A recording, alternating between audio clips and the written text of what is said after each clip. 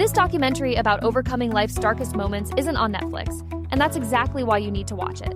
Look, I've been through my share of tough times, and I'm tired of watching feel-good fluff that barely scratches the surface. My Silver Lining documentary on lrodvnetwork.com is different. It's raw, real, and completely transformative. This isn't some glossy production designed to make you feel better for 30 minutes. It digs deep into what it actually takes to turn your pain into purpose. The storytelling is so powerful that mainstream platforms wouldn't touch it.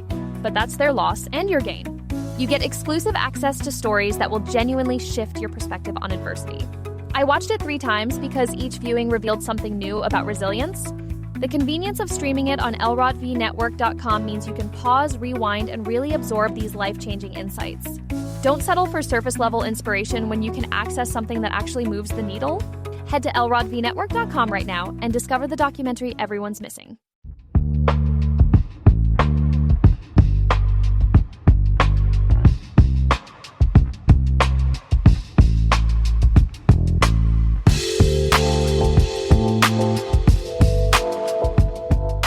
Hello, everyone. Welcome to this week's episode of Thirsty Topics Podcast. Hey, Meryl. Hey. How are you? I am doing fantastic. How about you? I'm really good. Enjoying the wonderful weather? It's too hot, but I like it. It's like blazing summer here. Nice. Now, if it's this hot right now, does that mean it's going to get hotter in the summertime or about the same? Yes, that means we'll be we're just going to turn into like a new species of reptile that lives at like 200 degrees or something. Which I mean, I complain, but I'm lucky I get to do this what I love. And but my boyfriend's a mailman, so you could just imagine his sweaty days. Oh, okay. Now, does he like the hot weather or not really? No, not so much at all. Well, I can imagine, especially with all that packages and letters and stuff in and out. So, yeah, totally. So everyone leave water for your mailmans. They love it. There you go. Well, we are going to start off with a fun topic here, or maybe not so fun. This one actually goes back to the Oscars. Teyana Taylor got angry at a security guard for pushing her after the award ceremony for the Oscars. So, following the 2026 Oscars, actress Teyana Taylor confronted a security guard for allegedly pushing her while she was navigating a crowded area, calling the behavior rude and unprovoked. The incident occurred as she was attempting to join co-stars for a photo, prompting the Academy to apologize and call the action unacceptable. I don't understand why security guards are putting their hands on anyone at that event, to be honest with you. I think it's a little bit silly and stupid because one, that security guard is not going to be at another one of their events, and right, that company may not be hired again after this. Exactly. And I think it's one of those things that if they're treating this person a certain way who does have, quote unquote, like clout and prestige and stuff, you could just imagine how they may treat like a fan or someone without a big name too. So, I feel like there was no need for it whatsoever. That's true. That is so true. I guess I'm just a little bit surprised that there wasn't a little bit more done because, Teyana Taylor, she really, raised her head high and kind of looked past the incident. But there are some stars that would have made a big deal about this. And, let's face it, a lot of those stars have real power, especially in the LA Hollywood area. So just a little surprised. I don't know. I guess, what do you think? Do you think the apology was enough for the Academy, or do you think they should have done something more? I think just an apology and then saying kind of what they will try to do better next time. Because I also think in the world of things the person didn't punch her or anything. I think it was over warranted, but it definitely was they were probably in high strung where it's like you're on hyper vigilant about like everything happening, and then all of a sudden this happens. So I could see how that happens. It's still like not right at all. But I don't know. If I was them, I think like a real, actual, heartfelt apology I would be okay with, and I would accept.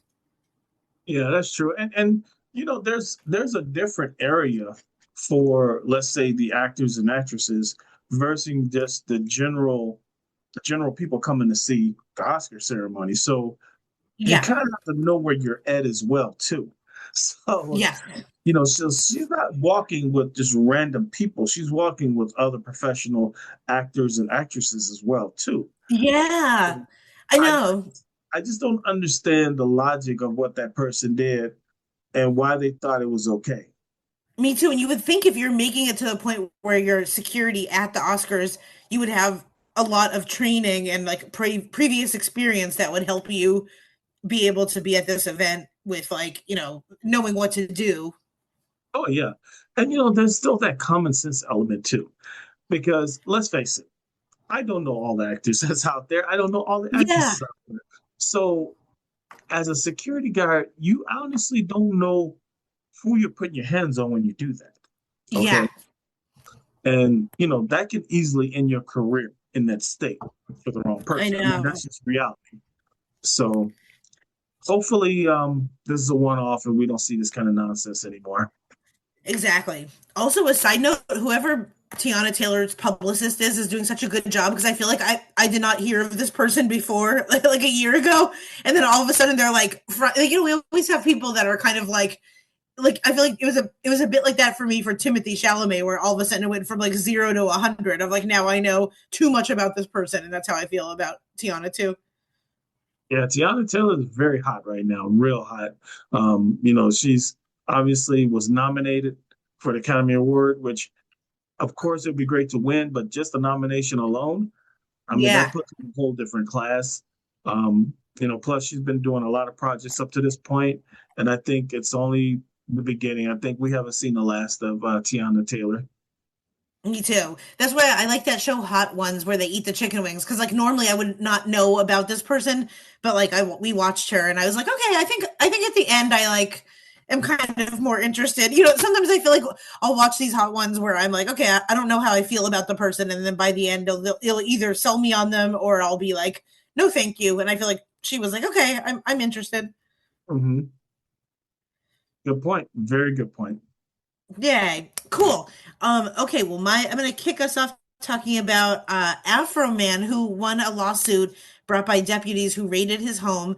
Afroman, whose legal name is Joseph Foreman, won a lawsuit filed by 7 Ohio deputies who sued him after he used footage from a 2022 raid on his home in songs, videos, and merchandise connected to Lemon Pound Cake. The raid was tied to suspicions of drug trafficking and kidnapping, but Afroman was never charged, and officials later acknowledged the search did not uncover any meaningful criminal evidence. This is definitely like, there's like free speech of like he can talk about it, of what went down in his stuff, and like use it in his own art, I think. But I mean, I also think too, this has been so not silly, but the fact like he's wearing just really funny things to court, and I feel like this story has made me laugh in multiple ways. And so at the very least, Afroman has kept us very entertained, and I thank him for that. Oh yes. I mean, the crazy thing about it, Meryl, is that we've seen this play out before. I don't know if you remember what happened with NWA, with not Naughty by Nature, NWA, the one that made All Me So Horny, the Two Live Crew. Okay, Oh we've yeah. seen that play out before too, and it's a freedom of speech, whether you like it or not. And what was to me kind of funny, obviously the song, if you heard it, it is kind of funny. They Yeah, talk about, it is. and then the one officer on the stand is, and please don't get mad at me when I say this, please. I know some people probably don't like this. Yes. We're It's just hilarious. relaying what happened. It was kind of hilarious to have this officer say how he was so traumatized because everybody was sending pound cakes to the police. And then to name it like Lemon Pound Cake is so funny. It's very funny. And And I love looking at the responses on posts. And what was so interesting to me was there was a lot of people like, I don't know if this was a great idea because now everybody's finding out who he is because I never heard of him before until this loss. Yeah. Yes. So it's actually having the opposite effect, is making him more popular than he already was because, he is old school. I remember that song, High Got High. It was actually a pretty good song. And it Oh was. yeah, it's very funny. Mhm. Yeah. So literally, not only did you give him more material, but you also put money in his pocket because guess what? He's going to get paid for streaming that because people are listening to it left and right now. So Exactly. It's very funny, and I feel like, I mean, if you're an artist and you're not bringing this type of stuff into like your work, I mean, that would be weird if like he went through this whole big lawsuit and everything, and like I would be very surprised if this wasn't part of like what his music would be now, you know? Very funny. I just, it's funny to me because it's like, and when you see him on the stand, it's like, seriously, you're upset because you're getting a bunch of pound cakes. Yeah.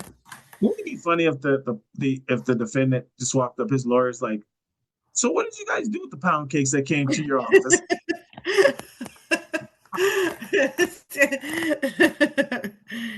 Very So funny. how many did you eat?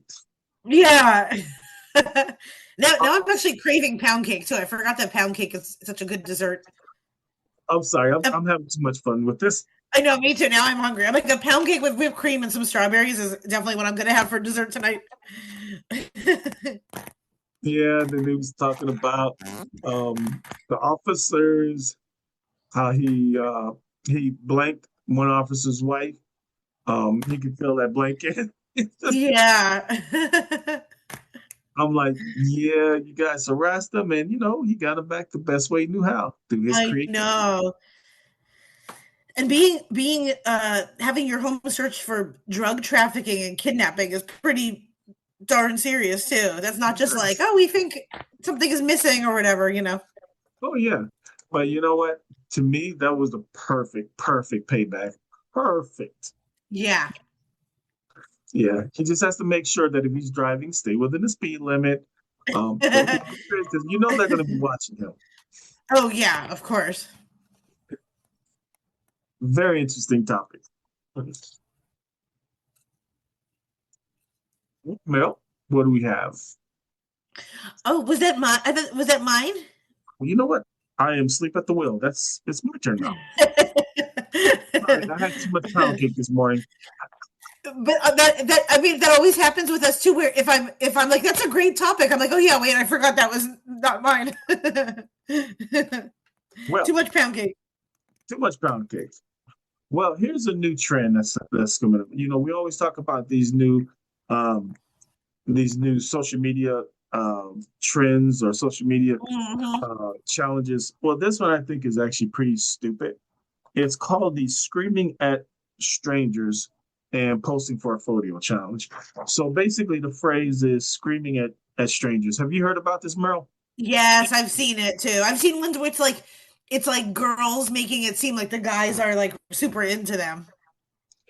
Well, for people who do not know, the phrase streaming at strangers and posing for a photo refers to a controversial trend or stunt that has been featured on social media and in news reports where individuals scream at unsuspecting strangers, sometimes as part of a prank or social experiment, and then capture the moment or pose for a picture. I think this is a stupid trend because most people, okay, probably just going to look at you like you lost your mind. But the problem Yep. is that you're going to run across that one person you do that to, and they're going to hit you, or worse, Yeah. because you don't know what's going on through a person's mind. I mean, we talked about it before in previous episodes about the guys going around just randomly hitting women for no reason. So, Yeah. so to sit there and scream at strangers, you're kind of opening up that possibility of something bad happening. And it's like, really? You're going to do this for 15 minutes of fame? It's like, at what point do you say, okay, this is stupid? I really don't like this challenge. What about you, Meryl? I agree. The ones that I've seen almost look like it's staged, where it looks like the people are pretending to be surprised, but like they're in on it. You know what I mean? Like if you just get a group Mhm. of like five friends and tell them to act surprised, like the ones that I've seen kind of look a little bit staged. But yeah, out in real life, like in this day and age, everyone I know is so high strung and everyone's like on the verge of a nervous breakdown that like the last thing we all want is someone screaming randomly in our face. I don't think it's going to go very well. Now, if it's staged, I'm okay with that. Um, Yeah, but to do it to real strangers, I think is super stupid and very I agree. dangerous. I don't know. Why do you think people, kind of follow this trend and even if they see how dumb this is or how dangerous it is, why do you think people jump on board with this?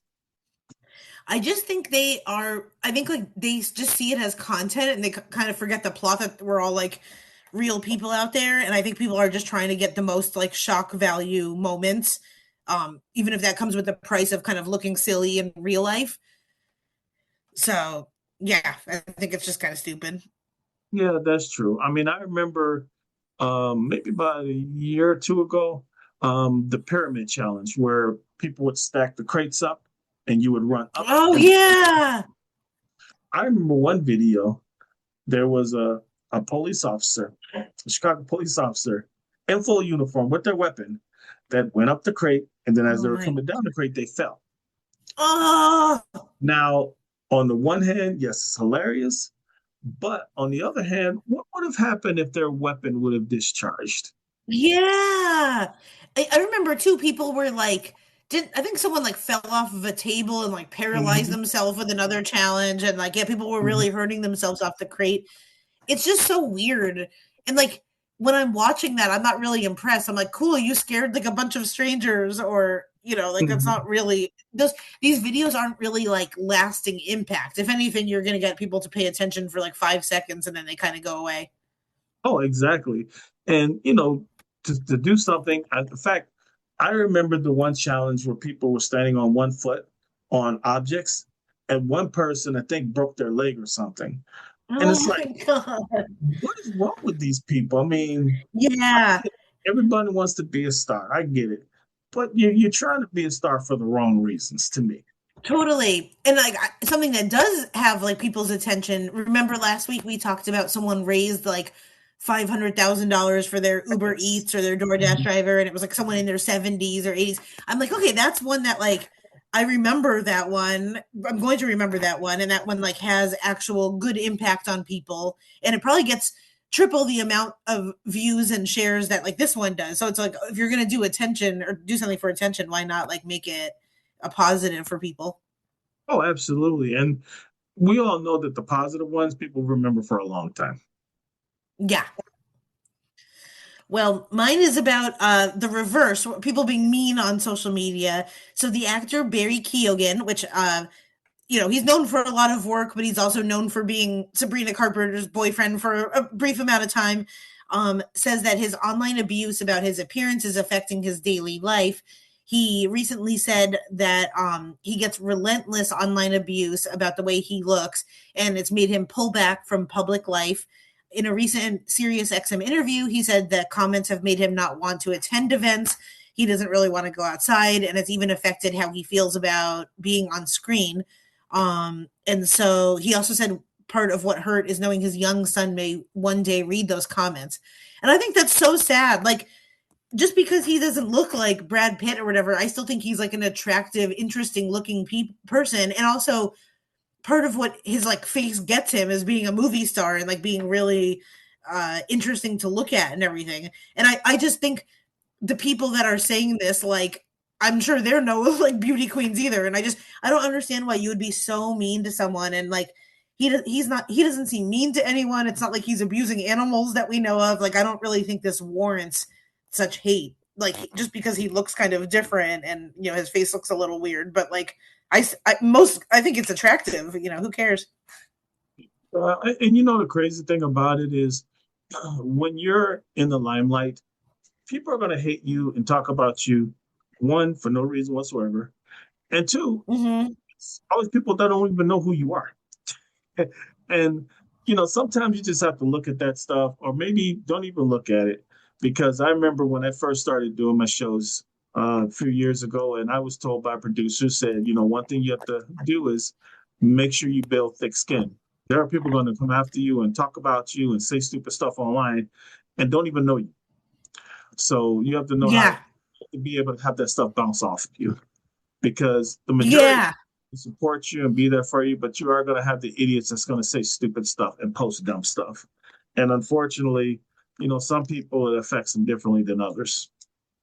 Exactly. And it's like he's about to play one of the Beatles, I forget who, but like in an upcoming movie. And it's like, this is just what like men look like. Everyone's face looks different. And it's like, if you don't like this person's face, then just don't watch them or don't look at them. And to me, like, I'd rather have people look different and individual than have everyone look like Botox to the gods and just everyone look the same, So I think that's true about what he said about his son reading it. Like, that's so sad thinking of looking at it and seeing your parents like if people were commenting mean stuff towards my dad or mom online, I'd be like, I would care more about that than if they were saying mean things about me. Like, I'd be so sad.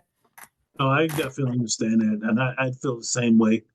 Hopefully he just lets this bounce off of him, because again, dumb people are going to do dumb stuff and say stupid stuff. And, you just got to be like, what, screw them, and just keep moving on. And the way you fix them is you ignore them and you let them choke off your success.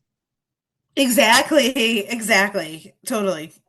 So you want to hate me? I'll give you a reason to hate me. Exactly. You want to see my ugly face? Okay, well, like, check out this movie, this TV show, this this music video.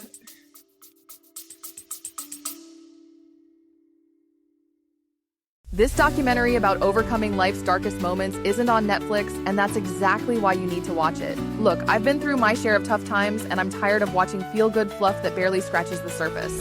My Silver Lining documentary on lrawtvnetwork.com is different. It's raw, real, and completely transformative. This isn't some glossy production designed to make you feel better for 30 minutes. It digs deep into what it actually takes to turn your pain into purpose. The storytelling is so powerful that mainstream platforms wouldn't touch it. But that's their loss and your gain. You get exclusive access to stories that will genuinely shift your perspective on adversity. I watched it 3 times because each viewing revealed something new about resilience. The convenience of streaming it on lrawtvnetwork.com means you can pause, rewind, and really absorb these life-changing insights. Don't settle for surface-level inspiration when you can access something that actually moves the needle. Head to lrawtvnetwork.com right now and discover the documentary everyone's missing.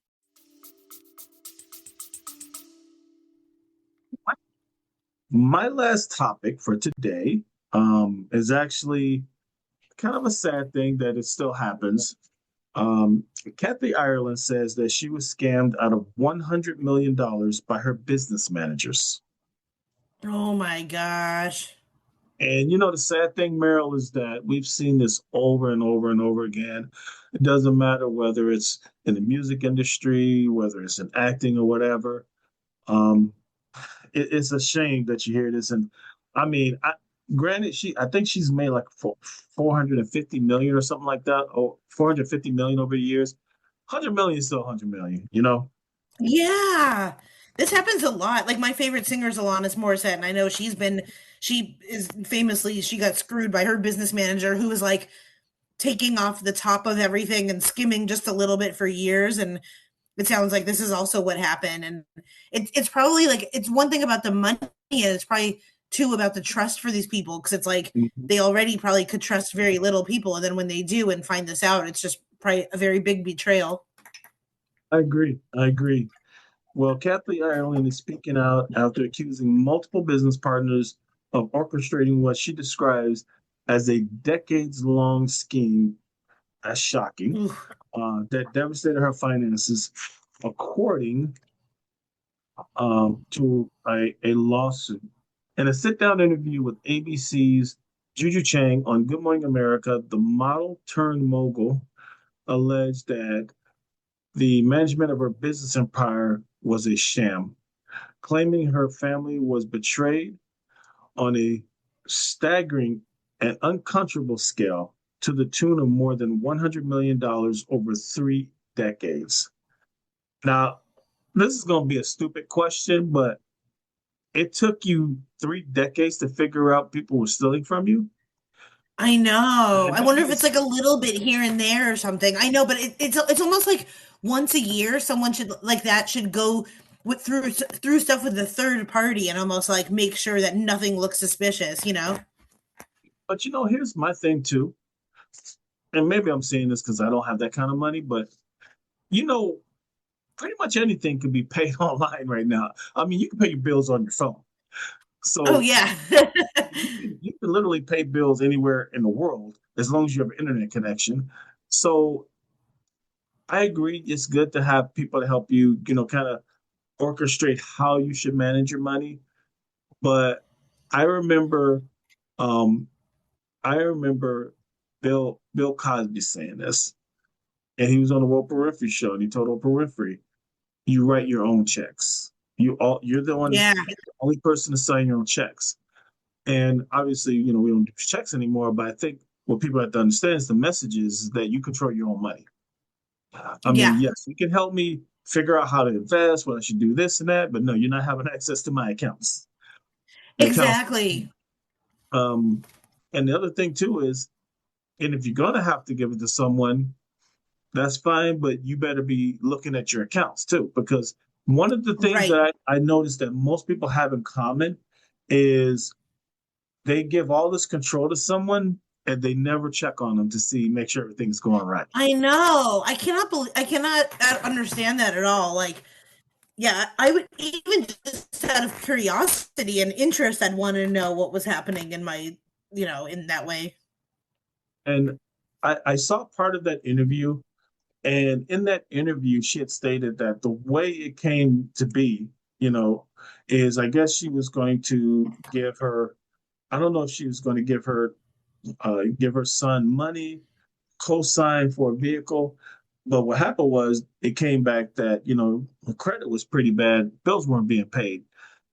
And of course, you made $420 million. You kind of think, well, why are my bills being paid? That doesn't make sense. So that's Yeah. how everything kind of blew up from that point. And she discovered it.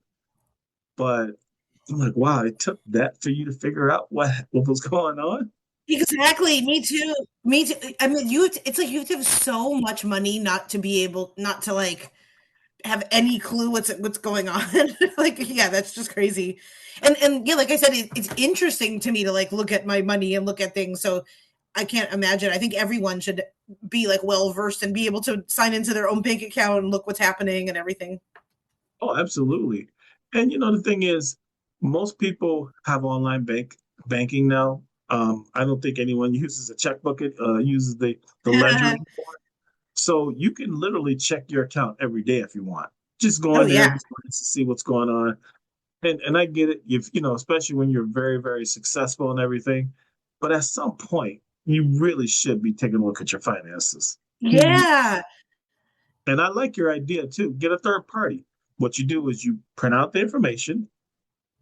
You black out all the account numbers because you don't want them Mhm. to try to skip it, and just have them Yep. audit the numbers. And like you Yeah. say, you'll pull it up because and I think you're right.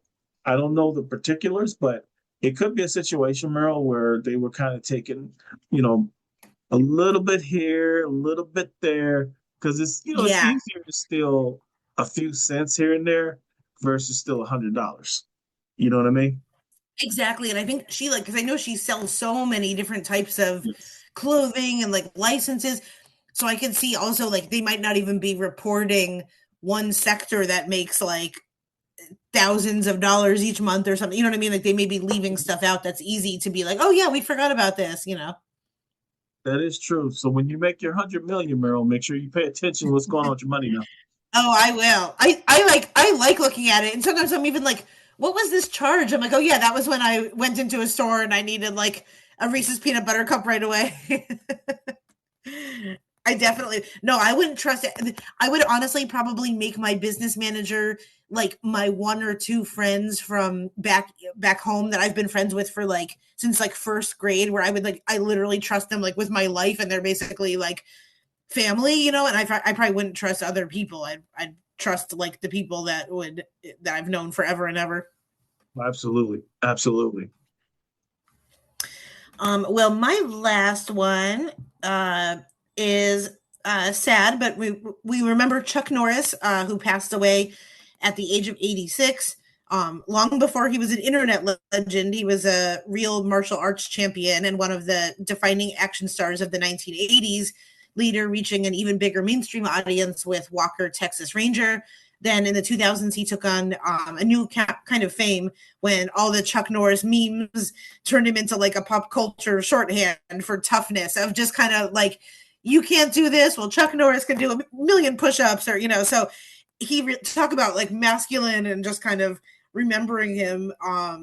He definitely was larger than life. And I think he's one that just kind of became like cross-generational where our parents knew about him. And then we now, I'm sure your kids have heard of Chuck Norris. So sad that he passed away. And he was someone to me that just seemed very like forever omnipresent. And I like to have Chuck Norris die is just very weird because he just seems so strong and full of life.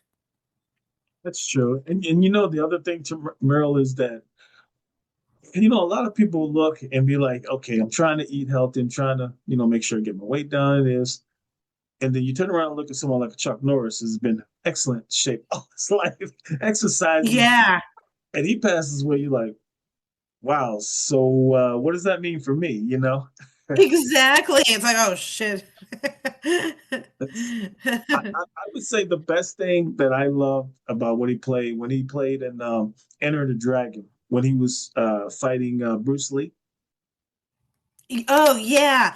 I mean, that's like back in the day too, before there was all these like AI and, CGI things. It's just seeing two really well-trained, skilled people just go at it. So it was beautiful. It really was like a dance.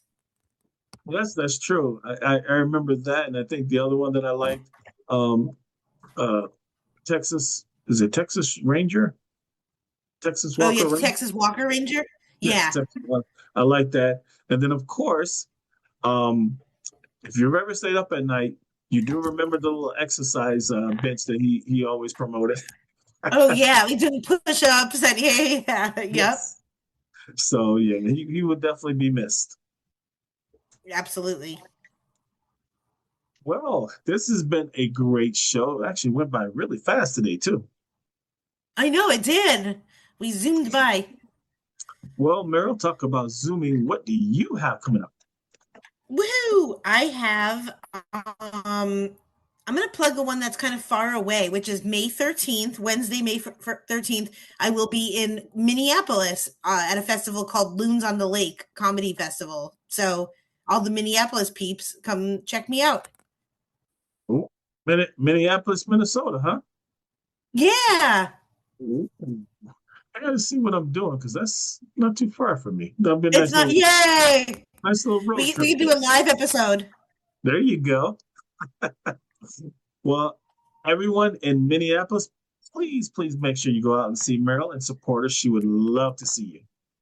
Definitely. I usually do the comedy festivals. I try to choose one a year in a place that I want to visit. And like, this is my first time going to Minneapolis. So I'm so excited. I know I'll love it. And I can't wait to just walk around and just like, I know it's a beautiful city. So I'm very excited. It's going to be a lot of fun. It sounds like. Yeah. Yep. I'm very excited about the comedy show, but I always get like 99 more excited about the actual city and like the food. Well, you got to enjoy yourself while you're there, right? Totally. Yeah. Last year was New Orleans. I usually try to pick a place that normally I would just want to go to anyway. So very, very happy. Alrighty. Well, I'm quite sure we'll hear about it again beforehand, but definitely put that on your calendar. Well, everyone, thank you again for watching us and listening to us and supporting us. We really appreciate it. I'm Lawrence Elrod. I'm Meryl Climo. Take care, everyone. Yay. Bye. Bye. Bye.